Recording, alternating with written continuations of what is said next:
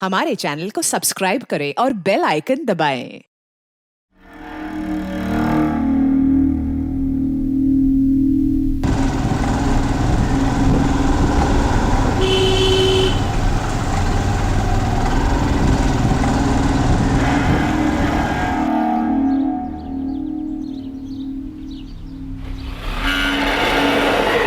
कल्याणी बहन, ये लो, रश्मि के नाम से रजिस्टर पोस्ट है। रश्मि के नाम से? हाँ। कहाँ से आई है? बाराबंकी सिविल कोर्ट से। सिविल कोर्ट से? रश्मि के नाम वहां से क्या भेजा है? खोल के पढ़ लीजिए ना, या रश्मि को ही फोन करके पूछ लीजिए अब क्या गुल खिलाया उसने। चलते हैं।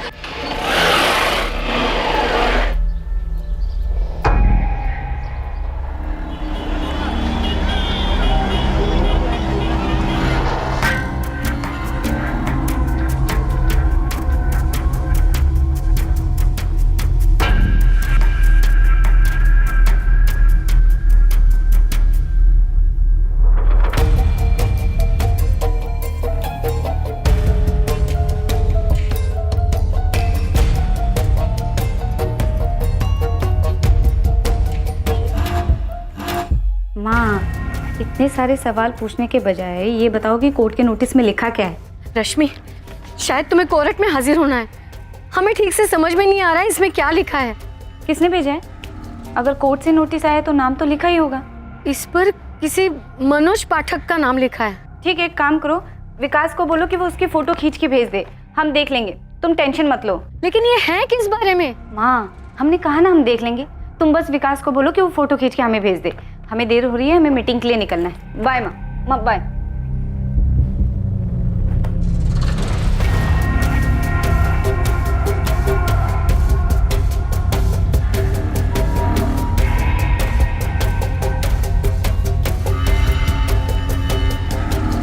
रश्मि आज पक्का एक और क्लाइंट लेके आएगी एजेंसी के लिए, देख। हाँ, उसकी स्कर्ट की लेंथ और छोटी हो गई है। विकास, ये नोटिस पढ़कर कुछ समझे? चाचा जी, हमको बस इतना समझ आया है कि दीदी ने किसी मनोज पाठक से 5 लाख रुपए लिए हैं। भाई साहब, लेकिन इस नोटिस में लिखा क्या है? कल्याणी, तुम हमेशा ऐसे ही ना समझ रहे ना, और विकास तुम भी। रश्मि ने ये पैसे क्यों लिए, कुछ समझ में आया? नहीं चाचा जी। अरे तुम्हारा घर रश्मि ने इस आदमी को बेच दिया है, यही बालापुर वाला घर जिसमें तुम लोग रह रहे हो। और तो और उसने टोकन के पैसे भी लिए हैं, और अब रश्मि ना तो उसको पैसे वापस कर रही है, ना ही घर के कागजात। इसलिए मनोज पाठक ने बाराबंकी सिविल कोर्ट के अंदर रश्मि के खिलाफ केस दाखिल किया है। रश्मि ने हमारा घर बेच दिया? हमें बिना बताए दीदी ऐसे कैसे कर सकती हैं? तुम्हें और तुम्हारी माँ को कुछ पता भी है कि रश्मि वहां लखनऊ में बैठकर क्या क्या करती है?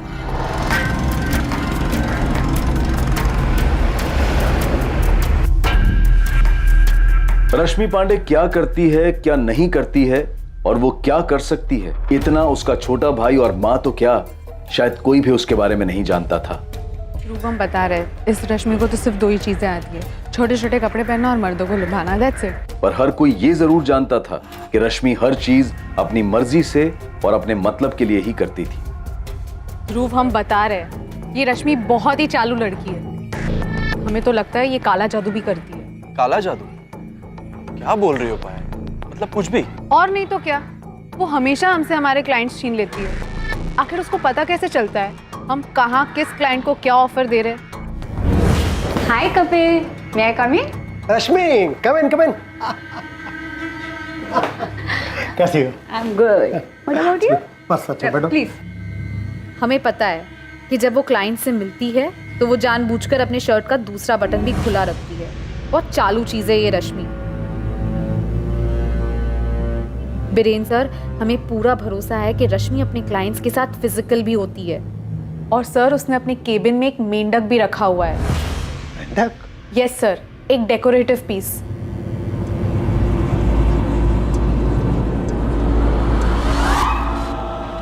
सर, वैसे तो ये मेंढक दिखने में डेकोरेटिव पीस लगता है, लेकिन सर हमें पूरा भरोसा है वो इसे जादू टोने के लिए इस्तेमाल करती है। पायल, तुम्हें जलन हो रही है? जलन? रश्मि से? सर, आपको दिख नहीं रहा है, वो अपने बॉडी का इस्तेमाल कर रही है। पायल, वो अपने काम में माहिर है। और अपने टारगेट्स पूरे करने के बाद भी बहुत ही मेहनत करती है और ज्यादा से ज्यादा क्लाइंट्स लाने की कोशिश करती है। वो एजेंसी के लिए अच्छी बात है ना। सर कोई और होता ना तो हिम्मत नहीं करता आपसे कहने की, लेकिन सर हम कह रहे हैं रश्मि सही नहीं है। आप जानते हैं वो कौन है? वो एक नंबर। पायल, मेहनत और लगन से आगे निकलने की कोशिश करो, अपने टारगेट्स पूरे करो, ये सारी शिकायतों से दूर रहो। और हर बात जो तुम कह रही हो ना कि अपनी बॉडी का इस्तेमाल कर रही है, वो अच्छी बात नहीं है। वो एम्बिशियस और मेहनती लड़की है और मेहनत से आगे बढ़ने की कोशिश करे।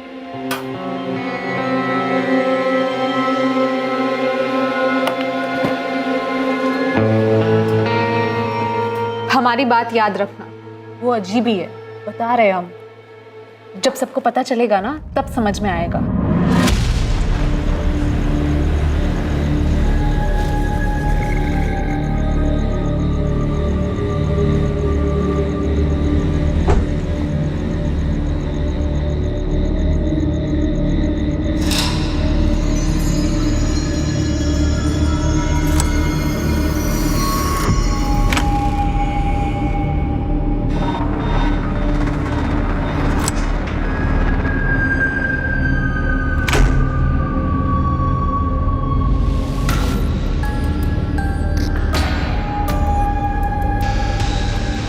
जो लोग जिंदगी में हर चीज को तोड़ मरोड़ कर पेश करते हैं, चाहे वो लोगों से हेर फेर करते हैं या फिर वो जिस रिश्ते में होते हैं उसमें हेर फेर करते हैं, उन्हें लगता है कि हेर फेर करना उनकी एक अनोखी कला है। और हेर फेर के भयानक रास्ते पर चलते हुए वो अक्सर ये भूल जाते हैं कि कभी कभी वो अपनी हद पार कर जाते हैं।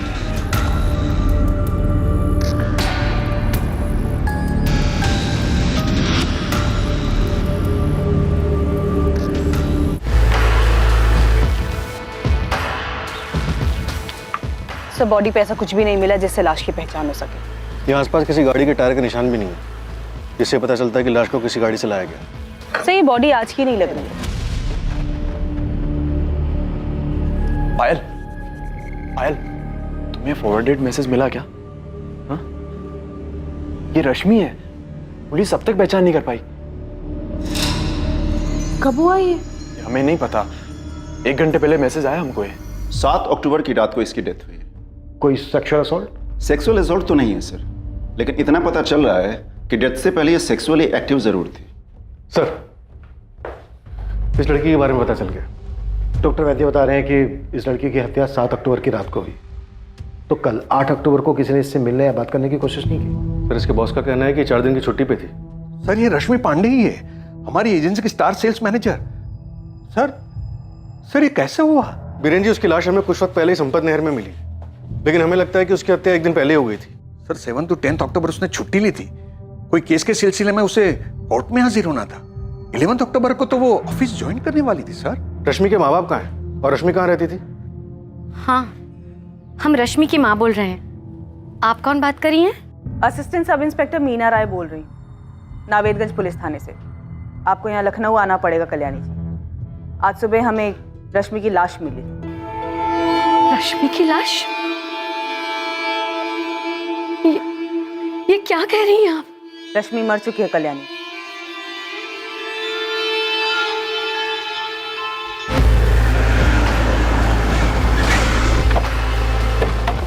मैम, ये रश्मि का घर है, वो यहीं रहती थी। हमने उसे एक बार ड्रॉप किया था। ये रश्मि की कार है मैम।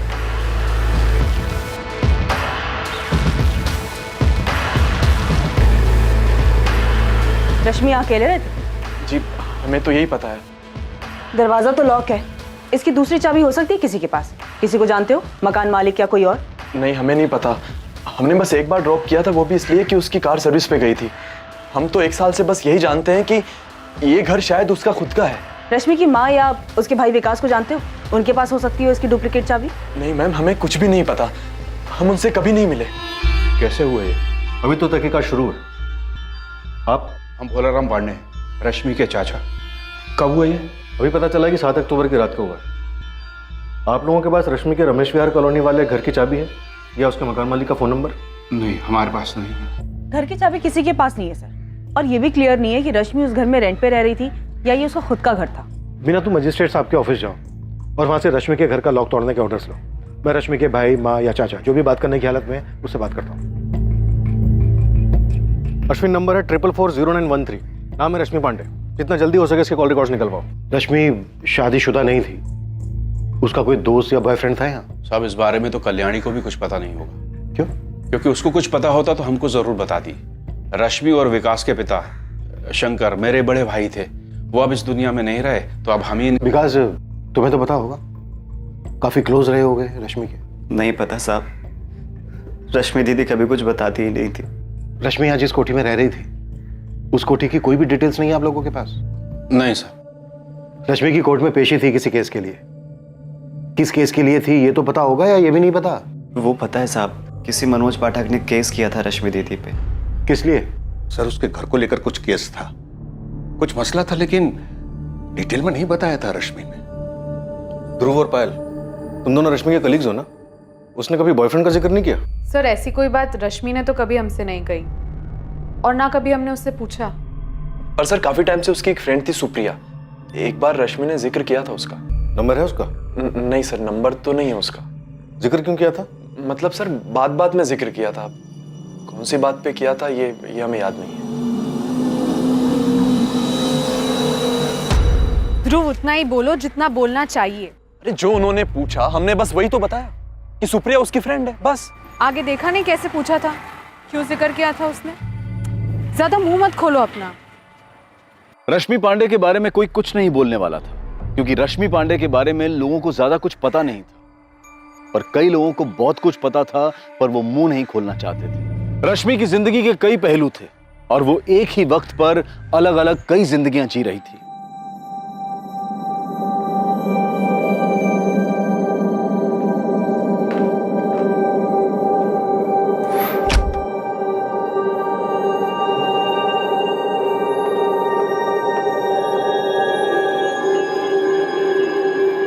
क्या किया है तुमने ऋषभ? यही तो हम आपसे पूछने वाले थे पापा, कि आपने क्या किया है। देखो बेटा, वो लड़की थी तो मुसीबत थी, और अब नहीं है तो और बड़ी मुसीबत है। पापा हमारे लिए या आपके लिए, या आपके और दशरथ जी के लिए? प्रद्युमन चौधरी और दशरथ जी के आपसी मतभेद में बलि चढ़ी रश्मि पांडे। ये खेल मत खेलो ऋषभ, मजाक में भी नहीं। वो तकलीफ हमारे लिए थी या आपके लिए प्रद्युमन जी? देखिए दशरथ जी, आपको और हमें दोनों को पता है कि उसके जाने से किसी को दुख नहीं होगा, ना आपको ना हम। फिर आप परेशान क्यों लग रहे हैं? क्योंकि ये भी आप जानते हैं कि कुछ ताले ऐसे होते हैं जिनकी चाबी नहीं मिले तो अच्छा है। हमें बस इस बात की फिक्र है कि कोई बेमतलब की चाबी ना मिल जाए और पुलिस का इन्वेस्टिगेशन ताले की खोज में न निकल पाए। देखिए, हर जगह आपके भी अच्छे मित्र हैं और हमारे भी। तो बस ये कह रहे हैं कि आग लगने के बाद फायर ब्रिगेड नहीं बुलाते, आग लगने ही नहीं देते। समझ रहे हैं आप हम क्या कह रहे हैं? ठीक है, आप कोई खेल मत खेलना तो हमें भी नहीं खेलना पड़ेगा, यहीं फुल स्टॉप लगाते हैं। तुमने उसका मर्डर संपत नहर के पास ले जाकर किया, सीधा बता दो, हम कोर्ट में डिफेंस तैयार कर लेंगे ना। ये कैसी बात कर रहे हो वकील साहब? तो मिस्टर मनोज पाठक, किसी ने तुमसे ये पूछा नहीं कि इससे पहले क्यों उछल रहे हो कि तुमने कुछ नहीं किया? चोर की दाढ़ी में तिनका वाली कहावत सुनी है? पर तुम नर्वस मत हो, अब मैं तुम्हारे साथ, लॉयर हैं हम, ये पुलिस से डरते वरते नहीं है, और तुम्हें भी कह रहे हैं कि तुम्हें भी डरने की जरूरत नहीं, ठीक है?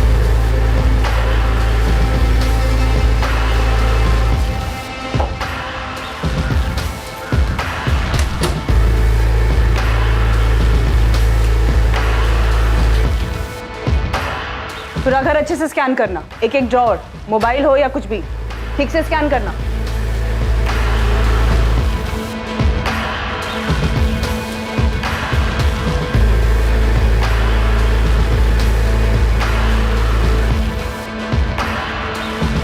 मैडम, ये गाड़ी की चाबी मिली। पूरी गाड़ी को अच्छे से चेक करो और वो वीडियो रिकॉर्डर को बोलो कि पूरे सर्च को अच्छे से रिकॉर्ड करे। जी मैडम। अच्छा हुआ तुमने सामने से फोन किया सुप्रिया, तुम्हारा फोन नंबर ही नहीं है किसी के पास। हमें पेपर में देखने के बाद पता चला सर, कैसे हुआ ये, और रश्मि किसके साथ बाहर गई थी, कौन कर सकता है ये सब? अब ये तो हमें तुम ही बता सकते हो, उसके भाई और माँ को भी कुछ नहीं पता। तुम अभी पुलिस स्टेशन आ जाओ, कुछ बात करनी है तुमसे।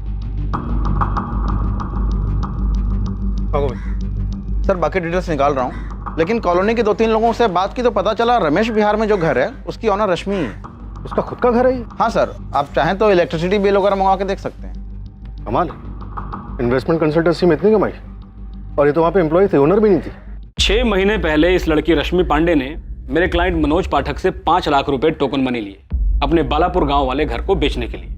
रश्मि अपना घर बेच रही थी? जी सर। सर हम राघवपुर से है, ट्रेडिंग का बिजनेस करते हैं। इन्वेस्टमेंट के लिए हम रश्मि का गांव वाला घर खरीदना चाहते थे। 20 लाख रुपए में डील फाइनल हुई थी। 15 लाख रुपए बाय चेक और 5 लाख रुपए कैश एडवांस। और जो ये 5 लाख रुपए है ना सर, वो हमने रश्मि के लखनऊ वाले कोठी पे उसे दिए थे। अब आप घर के कागजात तैयार करवा लीजिए रश्मि जी। एक बार साइन हो जाए तो आपके बचे हुए 15 लाख भी आपको मिल जाएंगे। ठीक है मनोज जी, आप हमें 1-2 हफ्ते का वक्त दीजिए, हम आपके सारे पेपर्स रेडी करवा देंगे। सर 2 महीने बीत गए, रश्मि टाल मटोल करने लगी। मैंने उसे कई बार फोन किया सर, लेकिन वो कह रही थी हम कहाँ भागे जा रहे हैं, ना तुम्हारा पैसा भागे जा रहा है ना घर। और फिर 3 महीने पहले अचानक उसका रवैया चेंज हो गया सर। वो कहने लगी हमने आपसे पैसे लिए ही कहाँ थे। हमने काहे के पैसे लिए मनोज जी, और कब? कोई प्रूफ है आपके पास? मुझे चूना लगा रही हो? हम ही से पैसे लेकर हमसे खेल खेल रही हो? आप ऐसे धमकी मत दो मनोज जी। और इस बात का क्या मतलब है कि आप हमारा रेप करेंगे? क्या? हम अभी पुलिस को कंप्लेन करने जा रहे हैं कि आप हमें रेप करने की धमकी दे रहे हैं। सुनो सुनो रश्मि सुनो, एक तो पैसे लिए, ऊपर से हमें ही धमका रही है। यहाँ मेरे क्लाइंट मनोज पाठक ने बड़ा होशियारी वाला काम किया। उसने तुरंत हमें कॉल कर दिया, तो हमने भी तुरंत सिविल कोर्ट में चीटिंग का केस फाइल करवा दिया। और केस तुम हार रहे होगे मनोज, क्योंकि तुमने कहा कैश दिया था, तो कैश की कोई लिखा पढ़ी तो ही नहीं होगी। आप कहना क्या चाहते हैं इंस्पेक्टर साहब? आपका मतलब ये है कि मेरे क्लाइंट मनोज पाठक ने सिर्फ 5 लाख रुपए के लिए उस लड़की का मर्डर कर दिया? वकील साहब, आप मनोज पाठक के सिर्फ चीटिंग वाले केस में वकील हैं। यहां इस वक्त मनोज हमारा एक मर्डर केस में संदिग्ध है। सर एक केस करने के बाद में ऐसे ही चालाक और ऊंची दिमाग वाले लड़के के साथ हम क्यों उलझेंगे? केस करने के बाद हमने सिर्फ एक बार उसे फोन किया था ये कहने के लिए कि हमें वो घर नहीं चाहिए, सिर्फ हमारे पैसे हमें वापस कर दो। लेकिन वो तो बड़ी ढीठ लड़की थी। देखो इंस्पेक्टर साहब, हमें नहीं पता कि आप क्या जानते हैं उस लड़की के बारे में, लेकिन आपको इतना बता दें कि वो लड़की थी तो थोड़ी अजीब है। कैसी अजीब? काश आप उस दिन होते कोर्ट में, जब वो पहली बार कोर्ट में सुनवाई के लिए आई थी।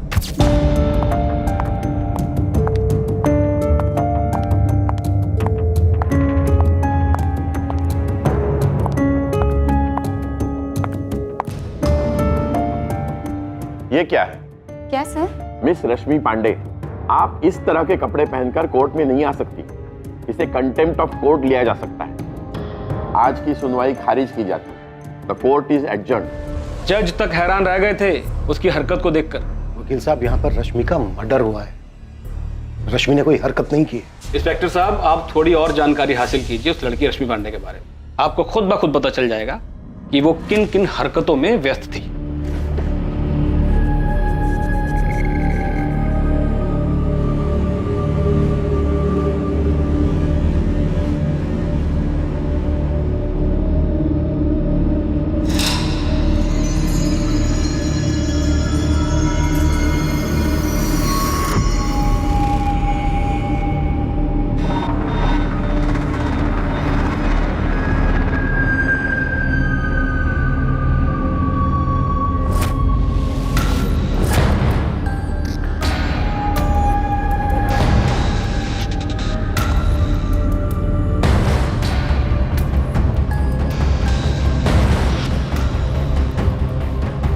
सचदेव, त्रिपाठी, जी मैम। ये देखो, इस कमरे में 2 हिडन कैमरास हैं और यहाँ ये वायर भी है जो दीवार के अंदर से जा रही है। इसका रिकॉर्डर भी यहीं कहीं होना है। जल्दी ढूंढो कहाँ है। जी मैडम।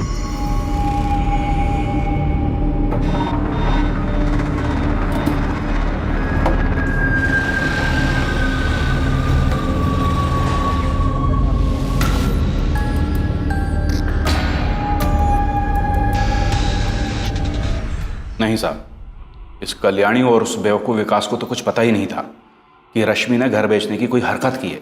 वो तो घर पर जब नोटिस आया तब जाकर पता चला कि ऐसा कुछ हुआ है। रश्मि 7 अक्टूबर को दोपहर में कोरट से घर वापस आई थी। कल्याणी जी, ऐसा कैसे हुआ कि रश्मि ने घर बेचने की बात की और नहीं आपको कुछ बताया और नहीं विकास को? उसने घर बेचने की बात की थी। जब हम पूछे क्यों घर बेच रही है तो बोलती रही बस यहाँ लखनऊ आके रहो। हमारे लिए किराए का मकान देखने की बात की थी। ना, हमारे साथ नहीं माँ। हमने लखनऊ में दूसरी जगह घर देखा है, तुम और विकास वहीं रहोगे। लेकिन रश्मि, हम तुम्हारे साथ क्यों नहीं रहेंगे? क्योंकि तुम किचकिच करोगे हर चीज में। चाचा जी ने भूसा जो भर दिया तुम्हारे दिमाग में कि रश्मि तुम्हारे हाथ से निकल गई है। अरे चाचा जी हैं तुम्हारे, ऐसी बात नहीं करते। माँ हम निकल रहे हैं, हमें लेट हो रहा है। रश्मि क्या कर रहे हो बेटा? सुन तो, देख विकास भी ये गांव छोड़ के नहीं जाना चाहता है। वो गांव में रहे चाहे शहर में रहे, दोनों जगह कुछ खास उखड़ने वाला तो है नहीं, इसलिए हम कह रहे हैं चलो तो मतलब चलो। लेकिन ये घर बेचने का सोच कैसे सकती है तू? कैसे सोच सकती है मतलब? अरे माँ, इस घर से पैसे आएंगे वो हम ही नहीं रखने वाले ना, तुम्हारा विकास का हिस्सा दे देंगे। चलते हैं माँ। सुन तो रश्मि, और बस चली गई रश्मि। कल्याणी जी, आपको ये भी नहीं मालूम क्या लखनऊ में रश्मि जिस कोठी में रह रही थी वो कोठी उसी के नाम पर थी, वो खुद मालिक थी उसकी। नहीं मालूम, उसने कहा था वो किराए पे रहती है। सब इस कल्याण का ही किया कराया है। इतनी छूट जो दे रखी थी अपनी बेटी को, उसको गांव से यहां आते वक्त ही मना कर देना चाहिए था। इसके पति मेरे बड़े भाई साहब शंकर पांडे गांव के स्कूल में मास्टर थे, सब इज्जत करते थे उनकी। उनके देहांत के बाद तो इस लड़की ने, कहने का मतलब है कि क्या क्या गुल खिलाए। क्या क्या गुल खिलाए? देखिए, मर्डर हुआ है रश्मि का, कुछ भी हमसे छिपाइएगा नहीं। सर, इस रश्मि पांडे ने सिर्फ मनोज पाठक को ही घर बेचने का झांसा देकर पैसे नहीं लिए थे, एक और भी है। मतलब रश्मि ने एक और आदमी को भी घर बेचा था? हाँ सर, टोकन भी लिया था। हमें रश्मि ने मनोज पाठक के बारे में कभी नहीं बताया सर। उसने तो हमसे कहा था कि उसका बालापुर वाला घर खरीदने के लिए अगर कोई हो तो हम उससे बताएं। और सर, इत्तेफाक से हम भरत गुलेचा को जानते थे जो बालापुर में घर खरीदना चाहता था। ओके रश्मि जी। वैसे रश्मि जी, घर के कागजात कब तक रेडी हो जाएंगे? हमें थोड़ा सा टाइम दीजिए। एक्चुअली हमारी माँ और भाई को उस घर से लखनऊ शिफ्ट करना होगा। जैसे ही घर खाली हो जाएगा आपके सारे पेपर्स रेडी कर देंगे। नहीं, कोई दिक्कत नहीं है, आप आराम से अपना समय लीजिए। ठीक है, थैंक यू सो मच, हम चलते हैं। चलिए। वेलकम भरत जी, प्लीज चिल्लाइए मत। हम आपसे तमीज से बात कर रहे हैं तो आप आवाज नीचे रखिए, वरना हम फोन काट देंगे। तुमने चीटिंग की है रश्मि हमारे साथ, और हमने तो ये भी सुना है कि किसी मनोज पाठक नाम के आदमी ने केस किया है तुम्हारे ऊपर। ये कोठी तुमने उसे भी बेची है। हम भूल गए थे आपको बताना, तो क्या ऐसी टोन में बात करेंगे आप? अगर रश्मि यहाँ वहाँ की बात ना करो तो अच्छा है। हमको हमारे पैसे वापस चाहिए, बस कह देते हैं अभी के अभी। और ये फ्रॉड ना हमारे साथ नहीं करना तुम, क्योंकि हम होने नहीं देंगे। देखिए भरत जी, अभी हम बिजी हैं, बाद में बात करते हैं। दुनिया में ऐसे बहुत सारे लोग हैं जो बिना किसी पछतावे या बिना किसी एहसास के लोगों को धोखा देते हैं। लोगों को धोखा देकर उनसे लिए हुए पैसों पर ऐशो आराम की जिंदगी गुजारते हैं। किस मिट्टी के बने होते हैं ऐसे लोग? क्यों उन्हें अपने गुनाहों पर कोई पछतावा नहीं होता? उन्हें ये सब कुछ गलत क्यों नहीं लगता? हमें तब पता चला कि रश्मि किसी मनोज पाठक के लफड़े में फंस गई है जब भरत गुलेचा ने हमें गुस्से में कॉल किया। हमने आपको भरत के बारे में इसलिए बताया क्योंकि हमें लगा, क्योंकि तुम्हें लगता है भरत ने रश्मि को मारा। हमें बस लगा। सुप्रिया, बड़े लोगों को ठगना एक अलग बात है, इसका क्या मतलब है? किन बड़े लोगों को ठगा था रश्मि ने? नहीं सर, हमने तो बस ऐसे ही कह दिया था। हमें लगा कि शायद बड़े लोग तो पैसे भूल भी जाएं, इसलिए। ये कोठी रश्मि की खुद की है? इतने पैसे कहाँ से आए उसके पास? हम रश्मि को तब से जानते हैं जब वो ऑलरेडी उस कोठी में रहती थी। उसने वो कैसे खरीदी और कब खरीदी हम नहीं जानते। सुप्रिया, हमें रश्मि की लाश संपत नहर के पास मिली। पोस्टमार्टम रिपोर्ट कहती है कि हत्या से पहले रश्मि ने किसी के साथ शारीरिक संबंध बनाए थे। 7 अक्टूबर को रश्मि किसके साथ गई होगी? सर, ये तो हम नहीं जानते। रश्मि से हमारी आखिरी बार 5 तारीख को बात हुई थी। उसके बाद से ना ही मेरी रश्मि से बात हुई और ना ही हम मिले। रश्मि का कोई बॉयफ्रेंड था? नहीं सर, उसका कोई बॉयफ्रेंड नहीं है। सुप्रिया, रश्मि के घर कोई तो आया था। सर, ये तो हम नहीं जानते और हम ये भी नहीं बता सकते कि कौन हो सकता है।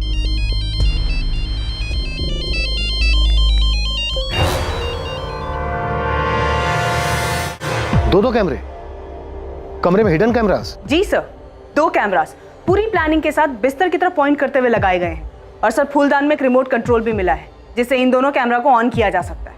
लेकिन सर, कुछ वायर्स दिख रहे हैं। रिकॉर्डर निकाल लिया गया है। ऐसा लग रहा है ये वायर्स उसी रिकॉर्डर से कनेक्टेड थी। ये रश्मि कोई सीधी सादी लड़की तो थी नहीं, कुछ ना कुछ तो गड़बड़ कर रही थी। भरत और मनोज का किस्सा हमारे सामने, ऐसे और भी लोग होंगे जिनको इसने ठगा होगा। सारी चीजों पर और अच्छे से ध्यान दो मीना, कोई ना कोई सुराग जरूर मिलेगा। जी सर। मैडम, ये देखिए यहाँ कुछ है।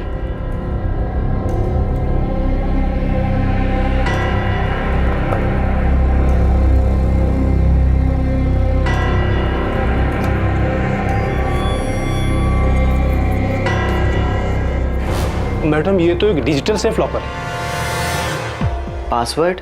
हाँ विकास, पासवर्ड। ये एक डिजिटल लॉकर है, इसका पासवर्ड होगा। रश्मि ने कभी तुम्हें इसके पासवर्ड के बारे में कुछ बताया? दीदी ने तो हमको कभी नहीं बताया। मैडम जी, हमको पता भी नहीं है क्या चीज़ है। लॉकर? हाँ, फोटो के पीछे एक छोटा सा छुपा हुआ शेल्फ है जिसके अंदर एक डिजिटल लॉकर है। हम इस लॉकर के बारे में कुछ भी नहीं जानते मैम, तो हमें इसका पासवर्ड कैसे पता हो सकता है? अच्छा, और ये जो हिडन कैमरास लगे हुए हैं, इनके बारे में तो पता ही होगा तुम्हें?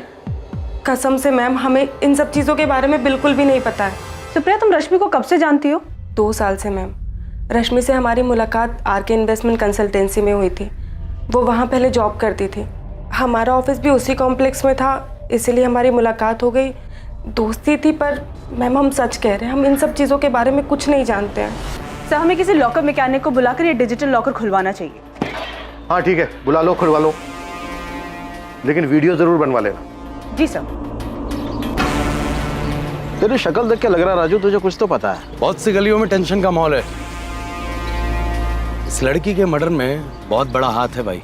रोड तो बता, गली में पकड़ लूंगा। नो एंट्री वाली गली है। लेकिन देख गोविंद, इसके घर में बहुत सारे लोगों का आना जाना था। कमरे में 2-2 कैमरे लगे हुए मिले हैं। ब्लैकमेल का मामला है क्या? और भी बहुत कुछ। फिलहाल तो मैं सिर्फ इतना ही जानता हूँ कि लड़की कुछ ज्यादा ही उड़ रही थी। अबे तो सस्पेंस क्यों बढ़ा रहा है? हिंट तो दे, किसने किया है कांड? इब्राहिम, पिछले 2 दिनों से 7 अक्टूबर और 8 अक्टूबर की रातों के जितने भी रोड साइड सीसीटीवी फुटेजेस थे, हमने सारे के सारे चेक किए, लेकिन ये रश्मि पांडे ना किसी के साथ और ना किसी गाड़ी में जाती हुई दिखाई दी। इंस्पेक्टर महादेव, एक बार और चेक कीजिए। संपत नहर के रास्ते के आसपास कहीं कोई संदिग्ध गाड़ी या फिर टैक्सी, अगर बॉडी को नहर में डंप करने के लिए गए थे तो इसका मतलब है कि कहीं से तो मार के लाया गया होगा। ठीक है, मैं चेक कर लेता हूँ।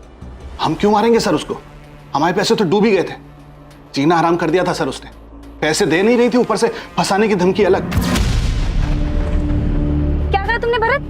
तुम हमारा रेप करोगे? ओ मैडम, हम सिर्फ अपने पैसे की बात कर रहे हैं बस। तो इसलिए तुम हमारे साथ ऐसे घिनौनी हरकत करोगे? तुमने कहा तुम हमारा रेप करोगे। ओ मैडम, आप बात को कहीं से कहीं ले जा रहे हैं। हम अभी के अभी पुलिस स्टेशन जा रहे हैं तुम्हारी कंप्लेन करने। सही बता रहे हैं। उसके बाद तो हमने उसे फोन करना ही बंद कर दिया था। कभी कभी सुप्रिया को फोन करके अपना टुकड़ा जरूर होते थे हम कि हमारे पैसे अलग डूब गए और हमें धमकी दे रही है कि पुलिस में। सुप्रिया को पता है कि रश्मि आपको इस तरह की धमकी दे रही थी? हाँ सर, उसको तो बताया था ना हमने।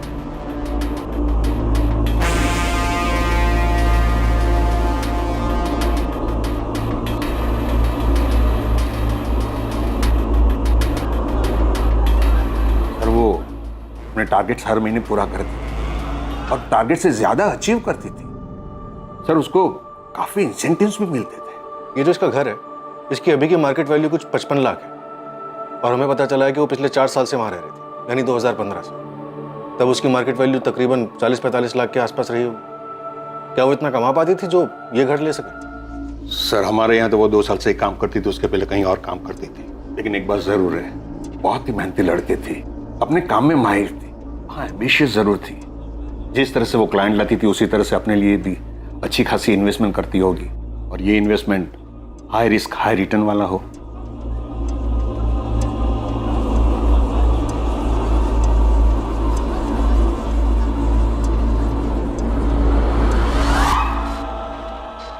नहीं सर, उस घर में ऐसा कोई भी निशान नहीं मिला जिससे ये लगे कि वहाँ कुछ हुआ हो या फिर रश्मि को वहाँ मारा गया हो। वो लॉकर? सर, लॉकर कंपनी 1 या 2 दिन में मैकेनिक को भेज रहे हैं। 2 लोग, मनोज और भरत, दोनों को ठगा इसने और लोगों को भी ठगा होगा, बड़े लोग भी शामिल होंगे इसमें। सर मुझे सुप्रिया पे ज्यादा शक हो रहा है, काफी कुछ है जो ये नहीं बता रही है। ये रश्मि कैसी लड़की थी? यहाँ लखनऊ में इतना बड़ा घर, गांव के घर को बेचने की आड़ में लोगों को इस तरह पैसे लेकर ठग रही थी, और गांव में माँ और भाई को गांव के घर के बिक्री के बारे में कुछ पता ही नहीं था। सर मुझे लगता है कि इस रश्मि के बारे में और भी बहुत कुछ है। उस दीवार के पीछे वाले लॉकर में से शायद हमें बहुत कुछ मिले। कॉल रिकॉर्ड्स कब तक आ रहे हैं? आज शाम तक आ जाएंगे सर।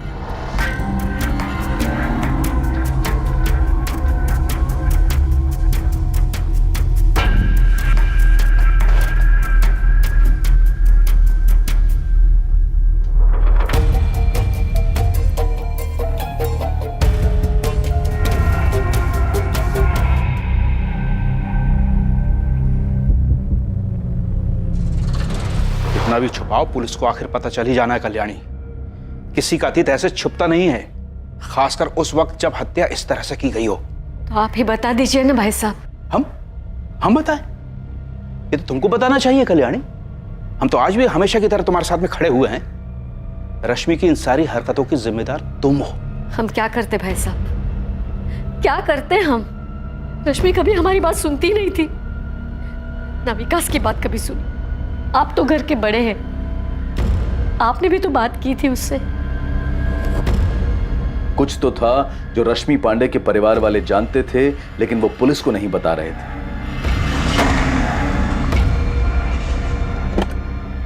एक ऐसा अतीत जिसका असर वर्तमान पर पड़ने वाला था।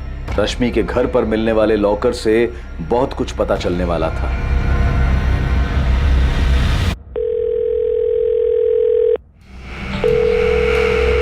हेलो हेलो, मैं सब इंस्पेक्टर इब्राहिम शेख बोल रहा हूँ। क्या मैं जान सकता हूँ मेरी बात किससे हो रही है? मैं ऋषभ चौधरी बोल रहा हूँ, बताइए क्या बात करनी है? आप रश्मि पांडे को तो जानते ही होंगे, उसे कॉल रिकॉर्ड्स में आपका नंबर मिला है। हाँ जानते हैं, मतलब एक टाइम पे हम उसे अच्छे से जानते थे, एक दूसरे के साथ घूमा करते थे, और अब नहीं। ओह, लेकिन आपकी बातें तो रेगुलर होती थी। एक हफ्ते पहले आपकी बात हुई थी। ब्रेकअप होने के बाद एक दूसरे के साथ टच में नहीं रह सकते क्या? रश्मि का मर्डर हुआ है। हम जानते हैं, न्यूज़ में देखा है हमने, लेकिन देखिए मुझे ऐसे ही कॉल किया करते थे, और वो भी हमें ऐसे ही कॉल किया करती थी। 1 साल पहले हमारा ब्रेकअप हो चुका है। अगर आपका अगला सवाल ये है कि उसका मर्डर हुआ और हम कभी नज़र नहीं आए, और ना ही आखिरी बार उसकी डेड बॉडी को देखने आए, तो इस बारे में हम सिर्फ इतना ही कह सकते हैं, जब हमें उसके मर्डर की खबर आई हमें दुख हुआ, लेकिन अब इससे ज़्यादा हम कर भी क्या सकते हैं? सुप्रिया, पहली बात, ऋषभ बॉयफ्रेंड या एक्स बॉयफ्रेंड था रश्मि का जो उसके टच में था? दूसरी बात, रश्मि मनोज की तरह भरत को भी धमकियां दे रही थी। ऐसा कैसे हो सकता है कि तुम्हें इस बारे में कुछ पता ना हो?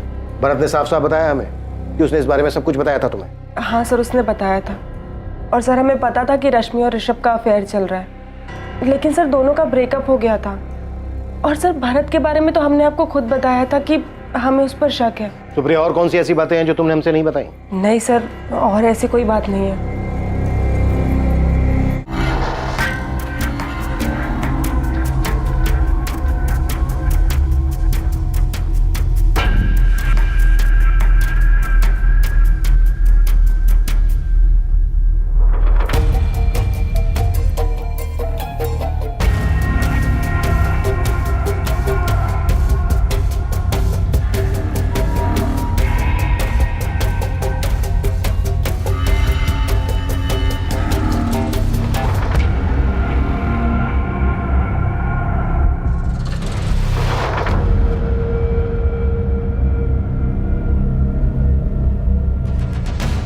तो ये ऋषभ चौधरी बाहुबली पॉलिटिशियन प्रद्युमन चौधरी का बेटा है। ये लड़की रश्मि और पॉलिटिशियन का बेटा ऋषभ चौधरी। कहीं ऐसा तो नहीं है कि सुप्रिया ने जानबूझकर हमें ऋषभ के बारे में नहीं बताया? ऋषभ, हमारा यकीन करो, हमने पुलिस को तुम्हारे और रश्मि के बारे में कुछ नहीं बताया है। लेकिन ये तुम भी जानते हो कि अगर हम पुलिस को तुम्हारे बारे में नहीं भी बताते, तो भी वो उस रश्मि के फ़ोन से या उसकी कॉल रिकॉर्ड से तुम्हारे बारे में जान सकते हैं। क्या क्या बताया तुमने? भरत के अलावा और कुछ नहीं बताया। ठीक है, अपना ध्यान रखना, और सुप्रिया कसम से हमने रश्मि के साथ कुछ नहीं किया। ओके। तो रश्मि पांडे के फोन की आखिरी लोकेशन वीआईपी एनक्लेव है। VIP enclave? ये तो पॉश लोकेलिटी है, यहाँ पर तो काफी पॉलिटिशियंस के घर हैं। और हमारा संदिग्ध एक पॉलिटिशियन का बेटा है जो रश्मि का एक्स बॉयफ्रेंड भी है। ये सुप्रिया पक्का कुछ छुपा रही है। सर, लॉकर में काफी कुछ मिला है, काफी अजीब चीजें। सर, ये मेंढक और सिक्के के डिजाइन को देख के लग रहा है कि कोई काला जादू का चक्कर है। सर, ये मेंढक तो मैंने रश्मि के ऑफिस के केबिन में देखा था। जब मैं वहां रश्मि की चीजों के बारे में जानकारी लेने गया था तब मैंने देखा था। मुझे लगा कि ये कोई डेकोरेटिव पीस है, लेकिन एक जैसे दो, एक रश्मि के ऑफिस में, एक रश्मि के घर के लॉकर में। जरूर इसका कुछ मतलब है सर। ये रश्मि क्या थी, कर क्या रही थी? ये पेन ड्राइव चेक करते हैं, इनमें उसके रूम की रिकॉर्डिंग हो सकती है।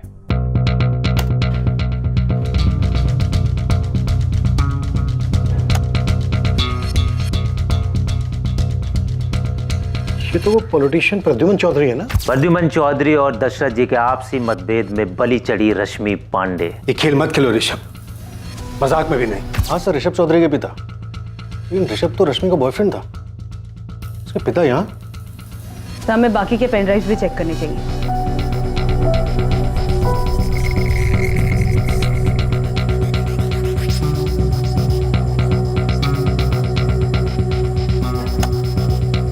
सर ये तो दूसरी पार्टी का पॉलिटिशियन दशरथ लाल है। आप कोई खेल मत खेलना तो हमें भी नहीं खेलना पड़ेगा। चल क्या रहा था?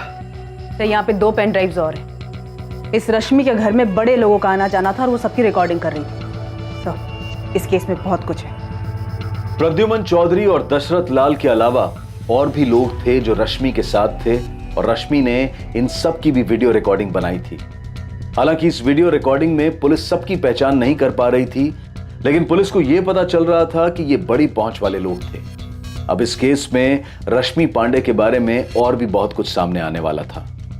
सर मैं पक्का तो नहीं कह सकता, लेकिन हमारी और एक एम्प्लॉई है पायल त्यागी, जो रश्मि की कामयाबी से जलती थी, और वही एक है जिसने मुझे इसके बारे में बताया।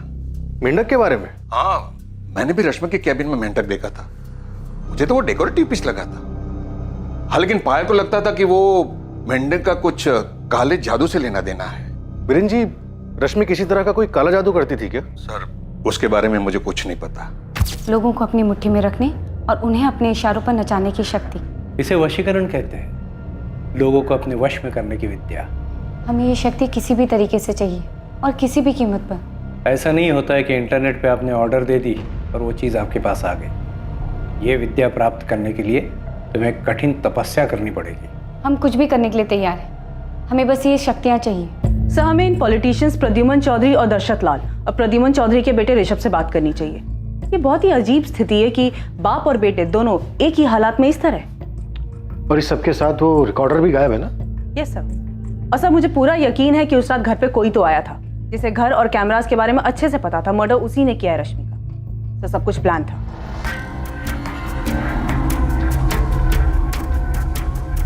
वो लड़की तुम्हारे लायक थी ही नहीं ऋषभ, तुम बेकार हम पे गुस्सा कर रहे हो। पापा हमारे लायक थी या नहीं, अब बात उसकी नहीं है। पापा हमारे दिल में उसके लिए कुछ नहीं है। हमारे दिल में एक सच है और हमें ये नहीं पता कि उसका सामना कैसे करना है। 7 अक्टूबर की रात को कोई रश्मि के घर गया था पापा।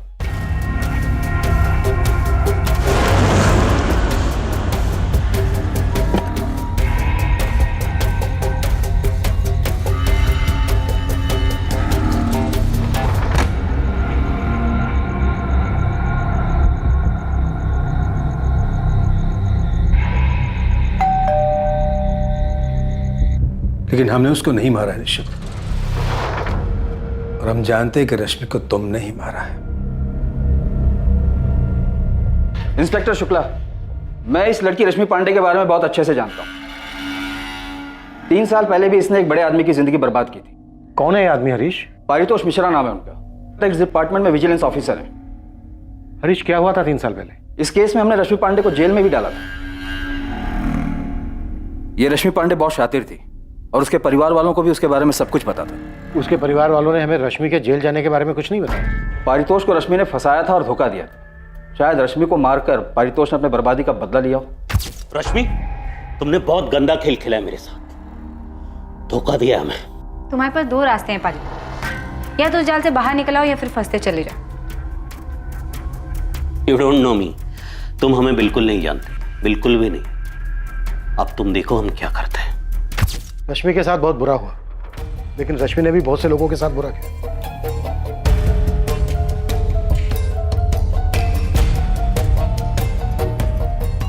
तो ये रश्मि भी इतनी सीधी नहीं थी।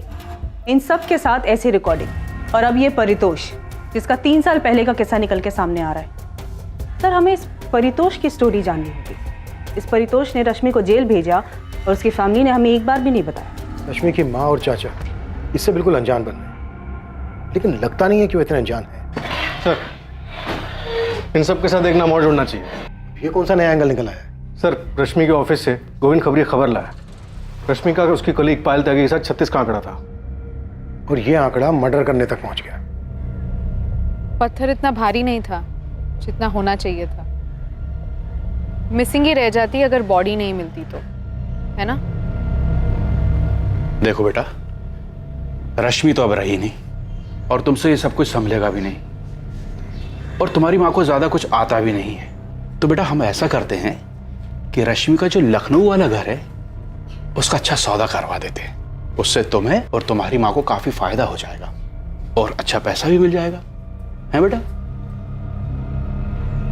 बेटा, रश्मि जिस तरह की जिंदगी जी रही थी उसके साथ तो ऐसा होना ही था। वो खुद अपने आप को इस अंजाम तक लेकर आई थी। बेटा, तुम ज्यादा दुखी मत हो, बस अपनी मां को संभालो।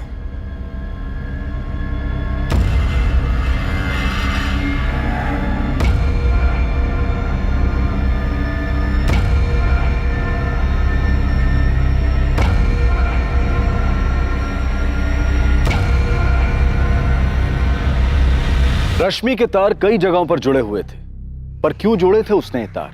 क्या वो बड़ी पहुंच वाले लोगों के ऊपर पकड़ रखना चाहती थी, या फिर वो ये सब इसलिए कर रही थी ताकि वो खुद एक पावरफुल इंसान बन सके? रश्मि के इस काले जादू का क्या एंगल था? और 3 साल पहले रश्मि जेल क्यों गई थी? यकीनन अपराधी ने यह चाहा था कि रश्मि की लाश संपत नहर के किनारे पर कभी ना आती, पर वो आई और रश्मि गुमशुदा बनकर नहीं रह गई। ये किसकी साजिश थी? किसने किया था ये सब? इन सभी सवालों के जवाब हमें मिलेंगे कल रात 10:30 बजे इस केस के दूसरे और आखिरी भाग में। जय। For more updates subscribe to our channel, click the show links and enjoy watching the videos.